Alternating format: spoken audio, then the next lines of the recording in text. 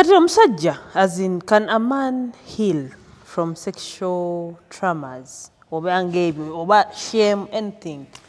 It takes wisdom. And how? Yes, they can heal. This depends on how it was subjected to you and who and the manner. Omuntu eyakwatibwa abawala bangi ne bamukozesa kirindi. Tafuna trauma yemu nga gwe babikula ebbuutu. Sexual trauma, that's also sexual trauma. Bakubikudde ebbuutu, ekusse wena system. That's a sexual trauma. Naddala nga tewakyagala. Nako omuvubuka, let me say that not all guilters is gold. I think I have to tell you, he was a very handsome man. Very handsome. Tall, firm, thick, you know, wow, it's a good man. Handsome. The guy was around 6'4". Ninga akantu kaga nokula.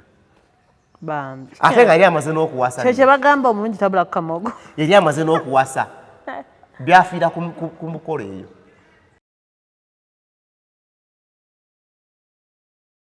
Gwe yagala to create a safe space to communicate sexually to your man. Make sex free and easy. Be less of fail, like nga tositwala nga serious. Bryan nkwagala tukiza tugende mu gym. Tugende. Tugende munda tukolere ndi munda. Wisanga tweyingidde. Nga oli munda. I want you to planning. So, Bryan, tube wadde okyagamba sex tumufude free zone, free go zone. Naddala nga muli n'omuntu okimanyi nti muntu wo. Waki mukifuula ekintu ekyokulwanirira? Bale ekintabula nnyo ekintu. Abakazi ate abasinga bakikola we bati. Nga kyali mu dating zone, friendship. Yeah. Okimanyi sex oyanyuma. Banaye. Noliyo kasamwewasa. Kasamwewasa nga kwesiriwaza. Entitlement nga zitandika. Zetokyamaza. N'ebiseera ng'omukazi agikwawo ogyagalidde. Oba tamaze oba amaze just because she wants you to be happy. Yes. Time etuuka nga selfishness eyingiddemu. Ne mugatta obusungu. Bale togatta busungu mu sex. Togatta busungu mu sex. Naddala obusungu nga olowooza bulowoozi. Wala obusungu nga buli physical. Kyakoleddwa nga kiri physical wakirabye. Naye nga okirowoozaako bulowooza. So, if you want to create a safe space to talk about sex with your person, make it free, easy. Like kiri free. Nga tocreatirawo mbeera eteekawo bunkenke. Okitegeera? Ng'eteekawo bunkenke. Lwaki eba eteekawo bunkenke? Kikyetaagisa. We shouldn't. Ne wali abantu sex bamufuulidde ddala kintu byakusooka kwegayirira. Era abantu abasinze okunyumira sex. Timetable. How? Ate bijja mbona ba corporate people nti akola n'omala wiiki tomukutteeko. Ate ng'alaga yena akooye nnyo. Nadde ewaka. Bryan oli yaŋŋamba nti kisobokera ddala abafumbo bamala n'emyezi. Kisoboka naye nga si mu mirembe. Obawo emirembe kiba kya buli kaseera. At least kinene nnyo nga aliwo emirembe wiiki. Naye tusanga mwezi gwe toyagadde ne bakumma. Kizibu ffe omusajja bulowooza okwoleeze. Kutya ng'olina ebizibu ebikutaaya nga tokyayima bulungi. Bw'oba mulamu emyezi gisobola okuwera nga temukikozeeko. Naye nga mwegyo emyezi mulimu emirundi ng'esatu boogezezzaako ne bakumma n'onyiiga n'obita. Nakugambye ffe abasajja bwe nkwatako leero n'ogaana. Nenkya nekkwatako n'olaga nti toyagala. Ntandiko ye nfaaki. Nja kufunya walala. Ekyo okyogedde. Ye nfaaki kankireke kantubuntu oba akagaanidde yagira. Anti era wootuukira ogamba nti akatuko kaleke. Zaako obwenzi bwannema kyekizibu. Waliwo anywedde byataasabye kyebimukoze. Nze lwakuba obwenzi bwannema. Senga nali mwenzi. Senga simanyi nakumanya. Naye nja kuyiga obwenzi mu maaso awo. Bwe naakula nja yiga obwenzi. Naye obwenzi bwannema. Sinza byogedde. Obwenzi bwannema for this reason. I'm a lover. Bwe nkwagala ebintu. So, if you want to create a safe space for your woman or for your man to talk about sex easily, make sex that part that is freedom. Men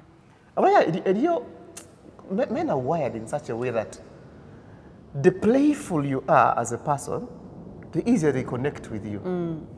That's why abasajja abasinga atuuka ekiseera n'afunayo akaana. Tolina kubeera serious. Kati nkubuuzayo ekibuuzo. Oza malayika asobola okuma gasumba sex? Ani? Malayika. Tasobola. Asobola okuma gasumba sex? Tasobola. Tasobola. Omanyi lwaki tasobola? Omanyi lwaki tasobola? Simanyi. Before gashumba, malayika is a baby. Hey. Njagala. Kati malayika, why wouldn't she be wet? Alina nnaku ki mu myaka gye emito? Tewali. Nkusuubira okuba ng'oli sexually active ng'ojagala. Bakuba bano bannamukadde abasinga. Ate naye namukadde bw'otandika okwerabira. Emyaka 63 bw'oba weerabira buli 63 era osigala ng'ofuna good sex. Wali abakyala abali awo abaana. Bw'abanga yeekolako, sex is a beautiful part that Bryan, that age. ekintu ekyo ne luli wakyogerako. Abakyala abo ensonga eyo bazikutte. Era obanga olina bbaawo nga ali myaka 3 n'amala akola mistake n'ayagala omukazi ali 40 plus, oyinza omufiirwa. First of all, abakazi abamu watuukamu eyo period, it's about them. Bava ku bintu ebyensi kugobagoba kino. I want to be happy. Bw'akuwa akantu aba akakuwadde. Eva ku bano okalwanira okasika okazeeno bw'akajjawo n'oli akateekawo. So, you want to have a safe space for your man to talk about sex. Make it a free zone. Like, ngati oba onyiize oba tonyiize. Sikakwegayirira. Oba onyiize oba tonyiize oba muli Onyi wakagalya oba okamuweera. nga totawanye nakutawaana nti nga ogenda mbuli ogenda weetegese. Kyobalaba ensonga eyo gyetwogerako ebintu by'okukaka abaana bano bafumbirwe nga bakyali bato si nnungi. Olaba n'abakyala bakuzeekuze eyo bagamba free bajja bitegeera. Amayinti kati amaye Bryan wange ono sigenda kuyomba naye. Okufumbirwa gy'okoma okufuna abakuuba abangi. Ogenda otuuka okufumbirwa nga olina comparisons nyingi. Bryan anjulira nawe wooli. Tuluddewo okufumbirwa abamu naye tewali nti batuwuuba. Ngezeza bugeza gwe nkimanyi tebakuwuuba. Tebampuuba. Naye era toli mbeerera oli? Ndi mbeerera naddayo dda. Kumbaawo gye nduddewo. Kati kumbaawo gy'odde oli Haji waffe eyagenda. Bw'ofuna Bryan leero era ojja bawo akantuntu akakompeyaringa Bryan ne Haji. Tekabaawo. Wakuba yagenda dda. Sikyajjukira. Byeyakolanga. Sikyajjukira. Bigenda binva bbongo. Ekyo kirungi. Naye kyempadde nkugereza nti bw'oba osazeewo okubeera n'omuntu, sex ebeere untampered with. Nagambako omwana omu oba tunyiize oba tetunyiize tulina okwekola. Nga woto omugamba nga sinawasa ne mugamba wadde onyiize wadde nze nyiize teri kumma banne. Galina kuba mateeka. Make sex freedom. Nga kigulabe n'agiteeka kirabe nga kirabe afuze kirabe kasaata ka kirabe nga embeera yatambudde dda. So it becomes a safe space to talk about. Yeah, true. Bwe tuba tulina ka freedom ako nti bwe njagalira ogimpeera, I have the freedom to tell you mwana baby leero tekawunye bulungi tusaaka twafunyemu ka infection. Tubanga tuli mu kakuni eyo bijja kumponyereza egundi awunya nga ntyana okigambo ojja kulo because tetuli happy bwena kyetaga bwoli nnaku zabawunya obulala munnange bwe nzijewo nfuuka kuŋŋamba nti mwana tulwanagana bongamba bebbi naye nga tomazisa bulungi because tulwanagana njalowooza eryo kati agikuba okunsinga kasita tuba nga tuli mu fight eyo everything you create you say, I am going to think deeper. So kitegedde ekyo. Gwe kasita oba nga to-creatinze space ennungi. Ebyo ebivaamu. Eyandi kireceiving positively. Akireceiving bulala. Bulala nnyo. Because tetuli mu space ennungi. Kati omusajja, as in, can a man heal from sexual traumas? Oba ng'ebyo, oba shame, anything? It takes wisdom. And how? Yes, they can heal. This depends on how it was subjected to you and who and the manner omuntu eyakwatibwa abawala bangi ne bamukozesa kirindi tafuna trauma yemu nga gwe babikkula ebbuutu. Sexual trauma that's also sexual trauma. Bakubikudde ebbuutu ekusse wena system. That's a sexual trauma. Naddala nga tewakyagala nako omuvubuka akagero k'abazungu akaga not all guilters is gold. Oli omwana. I think I have to tell you, he was a very handsome man. Very handsome. Tall, firm, thick, you know, wow, it's a good man. Handsome. The guy was around 6'4", nomuwanvu. Ninga akantu kaga nokula. Bambi. Ate nga yali amaze n'okuwasa. Kye bagamba omulungi tabula kamogo. Yali amaze n'okuwasa. Byafiira ku mukolo eyo. Bawase bido no sex before marriage. Omuwala anyumiza taata we, nothing has happened for 3 days. Anyumiza mama anyumiza taata we, taata we akubira omuko, why, kiki? There was no sex before marriage. Omusajja kasamuko, daddy yamuyita. Daddy omukazi sajja yanyiika.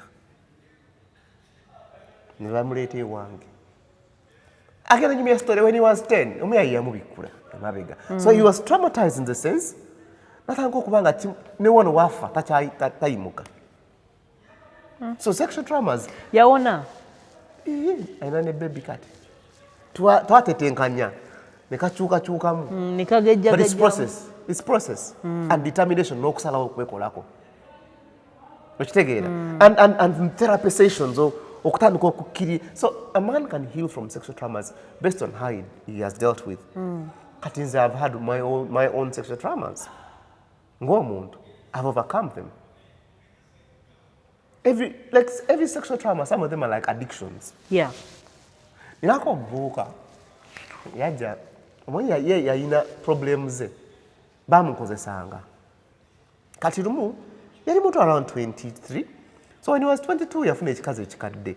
Naye nga omubiri gwe munene bulungi gatosobola kulowooza nti mwana muto ekikazi nga kimupiika amakerenda. Kikazi nga abakazi abakulu abamu tebamala balwawo. Gaya nga abakazi tebamala. Abamu abakulu. Olina kubanga omanyi nnyo okukwata. Obanga olwawo nnyo nga naye yeemanyi. Tekana abasajja abakulu bamala mangu. Kisinziira naye engeri gyakuttemu.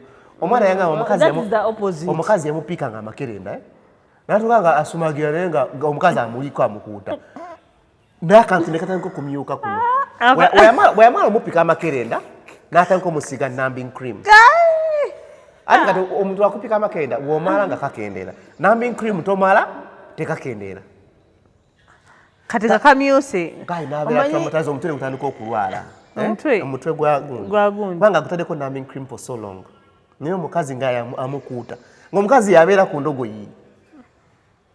Ng'omukazi oyomanaga gayo omukazi olw'ebiro we yankuutanga ne neebaka n'okwebaka ngenda zuuka ng'omukazi andiko. Because amupiika ebikerenda. So the boy came alwadde alina pain. Numbing cream oyo abakazi asajja basinga bamukozesa neze simukkiririzaamu. Because oba tolina kyowulira gubanga kintuntu ebanga ng'olwo. You feel nothing totally. So you can't come. Tomala obeera omwo kati. He was traumatized sexually. Gamba kasente yakalya nga akeerira. Nga ne bwatulira omukazi yenna yamala kuddukayo yali mu Uganda. Bamutwalira nga sirevu. Anti era akasente. Yamala kuddukayo. Naga Bryan nali nfa. N'ekyo mutula akasente. Of course kaaliwo baana basinga balowooza nga balowooza kigenda oli omukazi kyeka naye alina sexual addiction alina ebimwebakako naye kyeka aliko omuzimu wabajjajjaabe ng'abeera ku mwana oli ekiro kyonna nga teyeebaka ng'ate bw'anywa n'enjaga. So he was traumatized to a level that his thing had numbed katandise okulwala ne watulira omukazi anyiga bunyiizi. Every erection is painful. Twatira ogenda mu process mpola. Sexual healing is there. Traumas can be overcome. Kyetaaga omuntu gw'oli naye therapist gwe naye ng'akutegeera nga n'ebizibu abimanyi. Ate don't give it time. Embeera ekizibu ky'abantu kwe kuwa ebizibu time. Olina biwa bizibu time ng'okoze strategy. I am going through this trauma now. Yeah.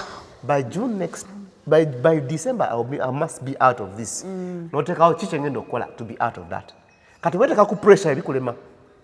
I will have to see my therapist. I will have to, avoid. I'll pray hard. I'll go to church. I'll de-associate myself from everything that reminds me of that. Sexual trauma yabaye denzi bugwayi wano.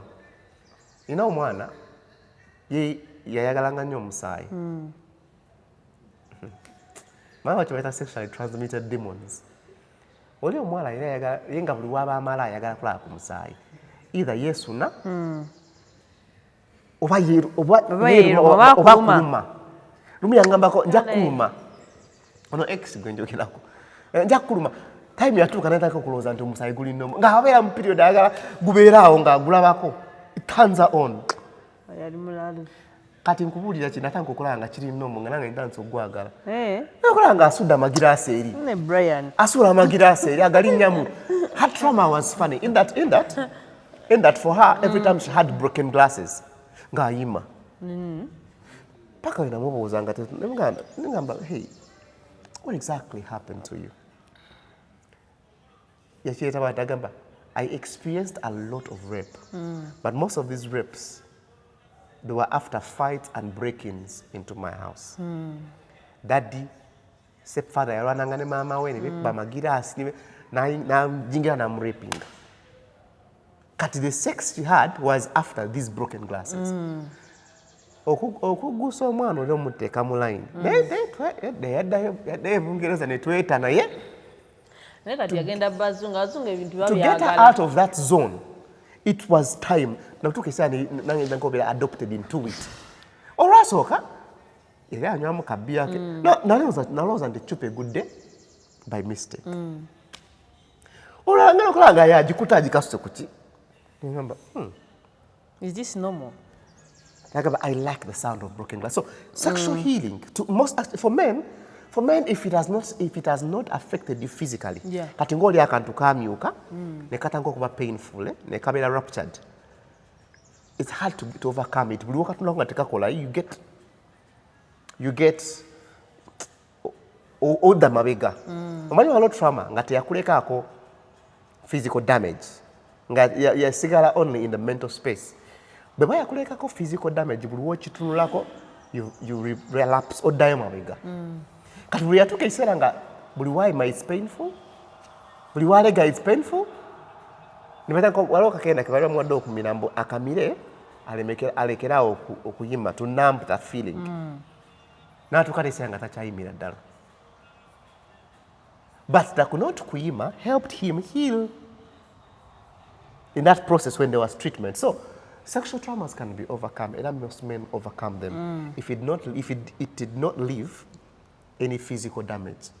Video msajja gwe balumako balwana ne DM n'amuluma ebitundu ebyakyama n'amulumira ddala nno.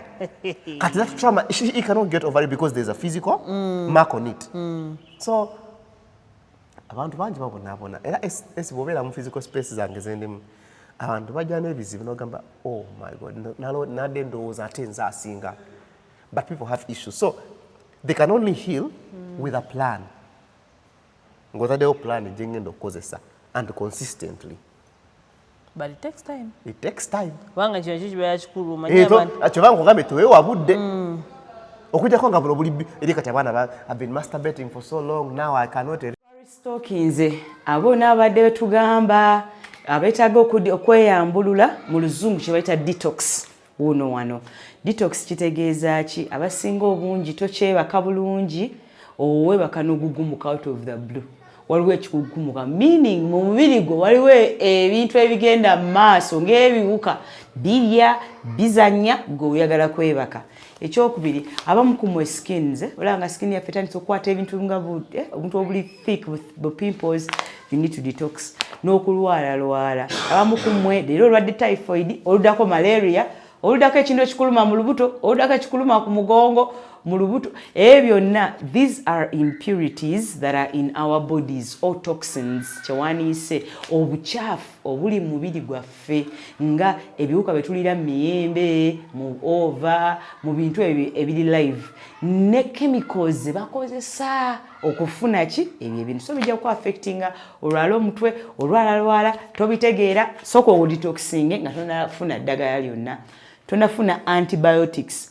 sooka odetoxinge, then visit the doctor and get the antibiotics. Ekiddako ddala tulinawo multivitamin.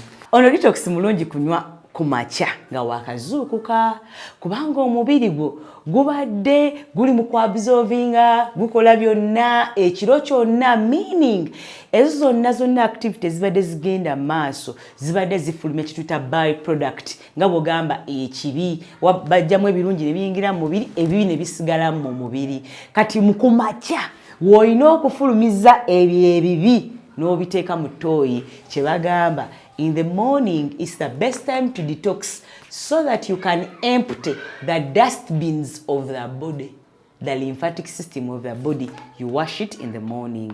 So wayagala okujjamu dustbins z'omubiri, jjukira omubiri gulina egusuula ebikyafu kati ne bisigalaawo. Nga wano olaba nga wano wazimbye, detox. Muno we muti muzimbye, detox. Bw'otuula ku ttooyi ng'olubuto luyitamu nga lusobola kulengera kacucuko ku ttooyi, detox.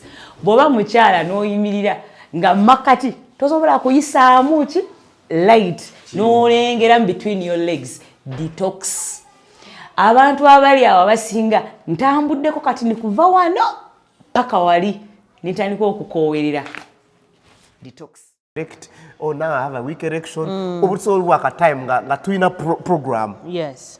Ne ali ebiri deeper. So that's how sex I know is bingi. But it also takes confidence boosting. Sasa kunyumira ko story chiri wenda mara ke myaka ebiri nga siripa. Nga siripa naye ate nga abantu basanyuka. Nga akozesa birala nga ono mutaka namuggalawo. Era we kyekyanjigiza namuno obulungi ne mwanya nti okwata wali. I gave it time for 2 years. Nga buli omu ajja gwembeera naye they are sexually happy naye nze nga siyingidde. Were they totally happy? Because I was dealing with something. 2 years. Nga sina. Abona babirawo oti. Bryan wange mmanyi oberawo oti. Nzeri commando. Nzeri commando tonzanyisa. But overcoming takes grace and consistency. Mucholi okiza mu kusabasaba nnyo. Because at a certain space healing begins. Because ebintu ebimu nga bikututte when sex actually in the Trinity. Yeah. Physically, emotionally and spiritually. Physically oyina ebuzibu. Obwongo bwakikwata nga ne embeera yotandika okuwulira guilt Katonda oba yankyawanze. Kata when you start aligning yourself with your spiritual true God, oba oli musamize ddayo wa jjajja. Bw'oba oli mukatuliki kwata omudaali. Bw'oba oli musiraamu genda ku musaalo. Like everything that aligns with your spirituality kitandikiremu. That's where true sexual healing comes from. Because the one Bible yagamba, whoever sins with sex sins with himself and the body and everything in it. Like ekibi kya sex kyo kinenemuuko ne Bible bwetogera. Kitegeeza nti bw'ofuna ekizibu mu sex or any trauma sexually, align your spirit properly. Align your spirit. If you align your spirit well, no saba bw'olina okusaba, healing can come at its own time. So traumas can be overcome. Ofuna goyogera naye nakuguidinga rightly. So that's how we guide. Nakuguidinga mwali na wali. Guiding ono ne wali physically, no yokano. If there is any physical damage, to didinga naye wati. If there is any spiritual part, saba. Emotional support. Oshitegedde? Nkiraba. Fakati nayo fakapo gye mbadde ndiringa nayo. Omusajja yamaze emyaka ebiri tagenda. Taleega nako. Naye ayagala omukazi kamoroboka. Maze amusiga emyaka 2. Yamuwasa amusiga emyaka 2. Mukazi aga Bryan nze nfa njagala namuga tukozese ku sex yagaana. Nanga wakiri ngwa ku bakuli osagiramu n'agaana. I also feel like I need kati sigayo naye yetaga okumanya nti oba Africa niwe bulina omuvaamu. Introduced others omukazi bagenda mu kuwatulako. Olina diabetes byo walwala bila kufiriza omwana funa yabo dildo chenakakasa kwa bye ebintu musanyusa yiya ng'omusajja Bryan osompa dildo nkwagaliza musajja atonsa ba dildo nkwagaliza njagala muko aka twachi customer omugambye afune dildo nakiriza omusajja namugamba omukazi it's okay because you can't satisfy engalo tozimanyi guy yabera depressed nnyo ne bimutama nenga tolina omukazi omanyi waliwo ekikwata nga odiringa nakyo leka oba single it's okay naye obanga mulina partner waliwo gwe olwo ne munno. But one other question ebadde ebeera common kati ogenze yogera ku kyengalo ekyo omanyi someone yakola comment mu nagamba mu ebbanga yakozesa masturbation batuuka ekiseera nga dakika kati bano byamukomaliso bamanyi dakika 3 nyingi dakika 2 nga kakana agenda okutuuka mu namuna tasagimalamu wadde ate namuna biralamu kubanga ebuguma ate agamba the moment they get used to wali eri kwemazisa 1 minute happiness kizibu nnyo okufulfillinga their side tebasobola kiggusa eri tebasobola kiggusa naye kisoboka senga oweewa obudde eri abaama naye agamba mbu naye abaamala mangu and because you system ogiwadde omwami agenda abayingira bwati nga system ogiwadde nti quick fix obwongo bwokiwadde ate masturbation tekosa bwongo ekosa ne physical nti ebinywa binafuya eyali aleega bwoti nokubanga owulira oyimye naye ngaeri bweti neri yali mukyala ate kate ey'omukyala kiri fane nti otta sensitivity yo bw'oba obadde wakagala kusuna ndongo okugjako ng'omusajja akumanyi n'akayiga bw'obanga oli wa dildos ate dildos zonona bitya gali amasanyalaze is unmatched wawe yamuza bazitundawa ate bazitunda aje nina plug nze bina mba nabo naye problem dildo kati dildo zanjawulo zino vibrator nga ekuba bukubi kungulwe nga ne waliwo eyingira nga nokukankana kati bw'ogyemanyiize naye asobola okuddamu nayagala omusajja bw'ogyema munaye ate kiri fane nako omukazi yamala emyaka 7 ng'alina budildo bwe yagamba alina room nga ya dildo zokka different sizes different rabbits roaches lips naye time yatuuka naga Bryan eddoboozi ly'omusajja n'ebbugumu byanjawulomu What could be the thing of you having a man and you have the dildos also? Maybe no be now because I always see ladies do such. They are married and by na dildos. Yes, they can. They can. Naye ogenda kukyusingako okujjako nga muli free. Kiraga freedom. Nga nkubeerako ne nkuteekako ne dildo. Problem egenda kuba kamanyiiro. Mutandika oleetera akamanyiiro. Nga toneetaaga nnyo. Kati n'omukyala amanyidde dildo tukaisira nga ogamba onanvaako ddi anvaako ddi nooneka dildo kange so buli kimu kibeera ne disadvantage there is a movie I saw of recent nga bamaliriza wali nga yagenda mu kinaabiro ng'asooka bamala bulungi wali eri bamala mu dildo n'agijjako n'ateekako so that's her but like I said buli kimu kirina waki ate tasobola gikozesa ku buliri ng'oli kwali it's hidden like kikooya. Sex is beautiful when you align. Kata senga mbaye leko omusajja akuteekeko dildo kata omukyala yangambako bwe njekozesaako nga njeetaddeko ate tekola bwe nfuna ate neneebaka byange n'engoyo ma n'aginteekako ate nakyo kinyuma nga siri part of the action nga sintaddeko dildo nga ngudde eri kati yawo dildo ezigenda munda nga switch ebeera bweru dildo eri eri munda etabaala nga agiswikingirako wali n'agwa waya nga ze ziri eri munda zitabaala agenda okuzuukuka katonda yamanyi nti yakola dildos made for only women or even men n'abasajja balina pockets bwabwe buno obw'okuyingiramu kanuna n'okunuuna but like I said katonda yakola ekirinakyo wabagifuna aba nakwetaaga kweri kati lwaliro dildo ezimala n'okumala neyiwa n'okuyiwaazi maski yakola robots Elio buno bukazikazi bwa Alexa bucharging n'okabeeramu kalinga mukazi but there's a difference between nacho yakyagenda wala kati bwe kwatako n'onkwatako ne nkugamba ne S n'ongamba ne Bryan ne tunyumya ebintu byetunyumya like that natural form is far from the physical part of kukuba that's why ne sex naye ng'ofunziza omuntu nga wakukuba bukubi you don't create that bond. Era kyovula omuntu olumala okumala ng'akuvaako ng'agenda. Bwe mba mwetegera nga mwaconnectinga sexually. Sex is a connection between body, spirit and soul. Tinkuyingidde physically, tanso connectinga n'omwoyo gwo, kati n'omubiri gwo ngulina. N'omutima gwo ntanso ogukwata, obwongo bwo ntanso obukwata, kati nga ne bw'owulira omuntu nga ayogedde ekigambo ekifaanagana kyenjogera you get turned on oba ozungazunga n'ogwa akavidiyo kange n'owulidde obuuziragamba nga ngamba omukazi bamukwate bw'ati n'ojjukira nga njogera ogulowoozi gwe gumu nga nkuliko your all connection is different so oba dildo were wateriiwo mubiri ku mubiri byanjawulomu ebbugumu ly'omukyala ddala kati omusajja katongoza nga balina ebyoya bingi ogenda nga bikutambulirako ku kifuba ku bbere n'owulira nga buli wamu watuuse ali omukazi yanyumya okumala ne mpulira nga nange nnyumirwa mukazi yaŋŋamba Bryan nze wemba ntuuka mpulira nga ebigere njagala biveeko engalo nziveeko enviri mpulira nga zigenda everything is going kale ate bw'aba ayogera mpulira nga saagala alekeraawo along the way nenfaako ekitundu estofa but sex is a beautiful thing tokuba bufaananyi era tobuwoza nsobola bukuba kati buli muntu alina trauma ya sex Katonda yankola we can talk about it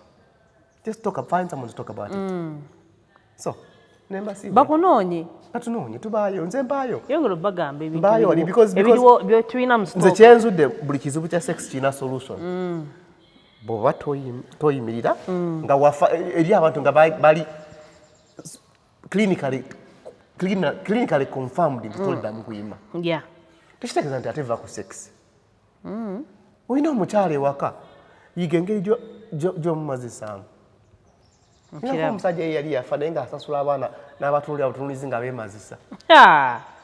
Oneeba naye gwe abantu bwe bakufuna ssente baba n'ebyo. Yafa bambi naye ng'ate awulira akyayagala. Kati n'ekintu kye neewuunya. Kati ng'asasula abaana kati n'ekintu kye neewuunya ennaku zino omanyi kati mu video bano abantu abarecordinga nudes.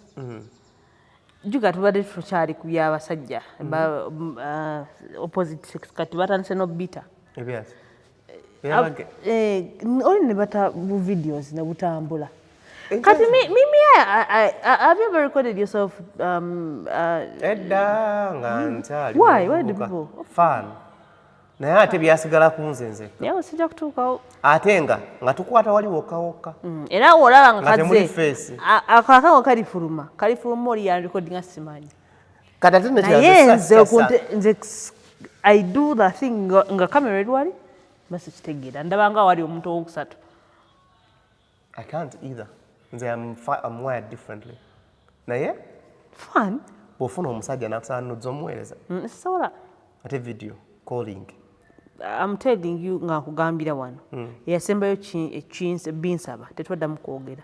Yali abeera Dubai eyo. N'angamba njagala ku nudes ne mu blocking. Nga njogera ntya Katonda. That is how it's supposed to be. Nagamba kati ono ayagala kunnyonoona kati ono sitaani gwe ndi naye. Okugyako bwe mbabbaawo ne traveling ozimpa. Nsekuwa. Nga ndi bbaawo. I don't give out nudes. Why? Kati nga ndi bbaawo. No. Nga nkuba video naye nga asooka ondage ku byange. Nze era omusajja Katonda tamumpanga. Okay. Batata ffe babeerangawo batya. Babaweerezanga nudes. Tewali simu. Anti waaliwo kati. Gye bagendanga baafunangayo. Afune. Mine nudes essaawa mugaana kumutafuna. Okkiriza mu polygamy mu kubeera n'abakazi abangi. Nze sikina mbuzibu. Naye nze bino ebintu. Ojja kusobola omusajja. Bino ebintu bya nze siweereza nudes. Esimu yabagikubbako. Nga guggwa. Abasajja bamanyi babawa good sex. Esimu n'agireka nga talina password. Omukyala gwe yeebase naye n'agwa ku bifaananyi n'abita. Let me tell you one thing I'm beginning to believe and know. Bano abaana naddala bali mu limelight abata nudes.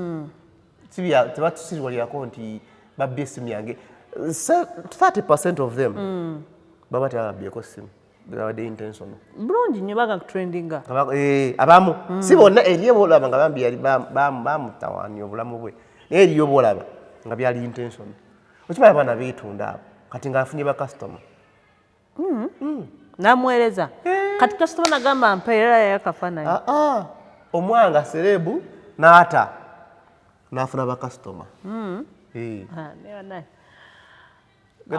Awo nja kudda mu kyalo nnime. N'afuna ba customer. So anyway, nga batumaliza buli nsonga ya sex erina solution. Olina kufuna the right person and the right approach. Traumas, physical problems. Ojja kwamba waliwo omukazi gwe baaluma. Ebintu bino bizibu. Bamuluma. Oba omusajja yali musezi simanyi. Yamuluma. Wali eri wennyini. Era nebakuli. Agenda wulyanga omusajja tatta. Nze kye nazuula. Musota akutte. Gagundi. Nze kye nazuula. waliyo omuntu ng'ayagala omuntu we kati wayagala omuntu we ne ku nsonga eyo ng'ayagala nga wamufunako obufunyi bw'ati aganeerabira nti aluma kati gwe balamu okubeera mu relationship kati ngaffe abamu ze tulimu ng'omuntu omaze emyaka 3 taliimu emyaka 3 taliimu mu ggwanga naye essaawa yonna akomawo omanyi ndio wallahi nga tetubaddewo tetumanyi ye gyali oba ayenda but gwe ng'oli sure nti wano mu Uganda wendi abaana bangi mbalaba abakyala bangi abali faithful nga you don't shit ngalinda kakati gwe balamu omuntu owagenda okukomera gooza biki ebikuli birowoozo biki byogenda okukola obanga obadde okyali myaka 30 era gojja kulaba nga akaseera katuuse nyoga sokompe order sokompe kukino mpa kukino mpa kukiri nga wabulayo omwezi nga ejo obeze ettooke olunaku ndulinze mukonza gye omutima kutisaa mwaka gujja ate wa naye njamu mwaka 3 avewana but like I said ebintu byokwegatta binyuma naddala nga weegase n'omuntu gw'oyagala nga mwakonectinga naddala nga weegase n'omuntu nga ali free what I know about sex akubalira abantu abamu bamufuula casual naye sex with a person you love obe nga you guys omanyi waliwo tubeera n'abantu nga twakolagana see the person you love the person you've connected with omanyi osobola okubeerawo you can connect with someone sexually nga sobola kubeerawo nga njogera naawe nga Bryan tumanyira awo kitegedde tonsirwalirako naye gomanyi omuntu gwakonectinga naye tonjasamira naawe nga muli mu kusaaga ebyaddala nga tewali yadde okuzimba omutima. But let me tell you something funny. In sex and games, bosanga omanyi abantu connecting us sexually.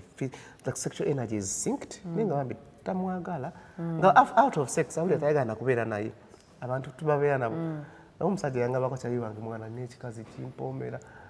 Sagana abantu bandabe nga ndi nakyo. Kyajja ku mulimu n'enyiga n'enjagala nkikuba oluyire ne mwana ki oli omwana nze sifunangako sex ng'oli.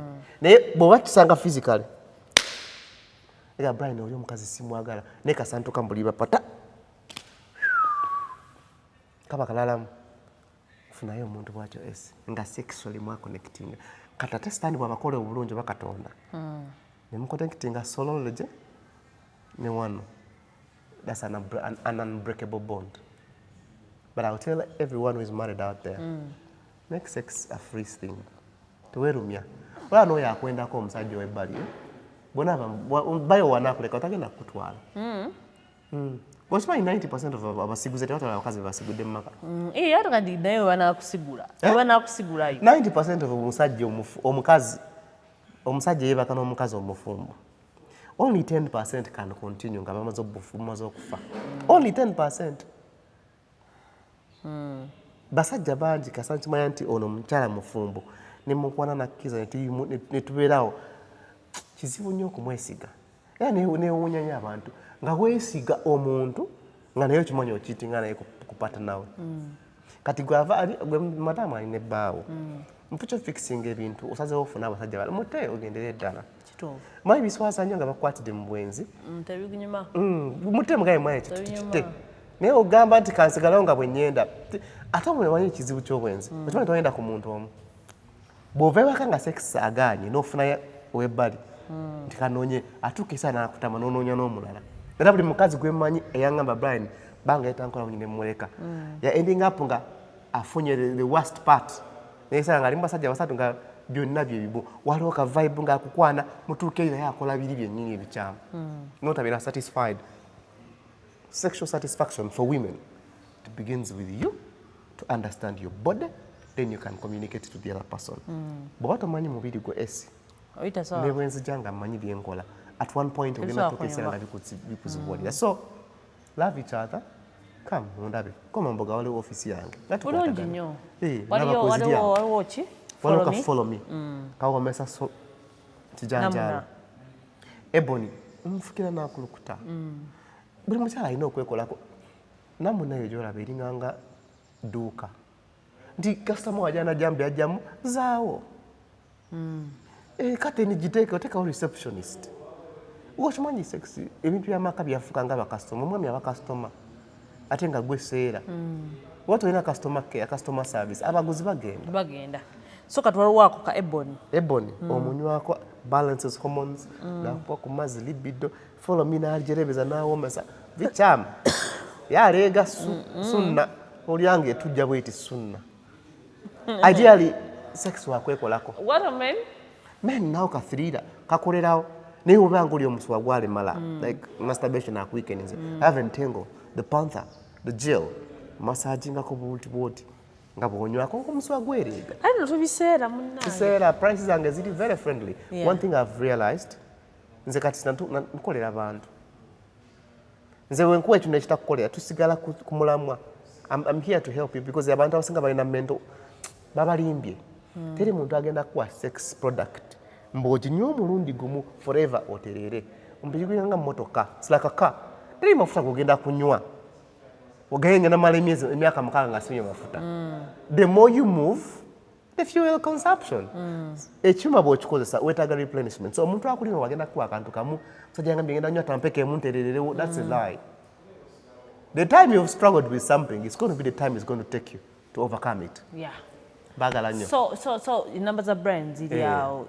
Mukubireko ebintu ebyo byennamu nabitereeza bulungi batisaga mwerabire mbagala nnyo osobola building company ateekamu ssente wano kuwatu with SES Media Uganda anything ekikolagana ne construction please contact osobola building company buli kimu ajja kuba kibakolera orders nga bwe mbagambye sseju waffe waali ekyogo wekiri then akabani kabweza weekali so contact us on 0701 542372 ordering deliveries byonna bijja kuba bikutuukako tubaagala nnyo tubadde ne Bryan Nachos omukugu mu nsonga ziri we meet next time bye bye ciao agambye ciao olulimi ki Luzipaana Luzipaana swa bulungi